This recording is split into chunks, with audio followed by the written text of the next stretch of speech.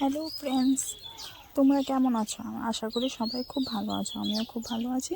তো আমার আজকে দুপুরবেলা মন চাইতেছে ফুচকা খাওয়ার। না না, নর্মাল ফুচকা না, দই ফুচকা খাওয়ার মন চাইতেছে। তো শুরু করে দিলাম দই ফুচকার তরজোর। প্রথম ফুচকার পাঁপড়গুলি বাজ্যা লইলাম, এক বল ফুচকার পাঁপড় ভাজলাম। তারপর বইয়া গেলাম দই ফুচকার ইনগ্রিডিয়েন্টসগুলো নিয়ে আসিলাম। দই ফুচকার মধ্যে লাগতেছে ভুজিয়া, লাগতেছে তেঁতুলের সস, নর্মাল সস, টক দই, আর নিলাম একটু চাট মশলা। আলু ভর্তা তো অবশ্যই লাগবে, আলু ভর্তা দিয়া বাকি সব ইনগ্রিডিয়েন্টস দিয়া আমি বানাইলাম দই ফুচকা। নিজের ফুচকা নিজেই খাই, নিজেই প্রশংসিত। এত স্বাদ করে আমি কেমনে বানাইতে পারি, মানে একদম দোকানের মতো হয়েছে খাইতে। আসলে খাইতে সত্যিই খুব দারুণ হয়েছে।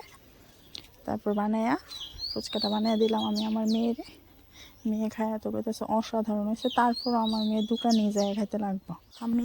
আমি এই এক প্লেট দই ফুচকা বানাইলাম। তো আজকের ভিডিওটা কেমন লাগছে অবশ্যই জানাইবে একটা।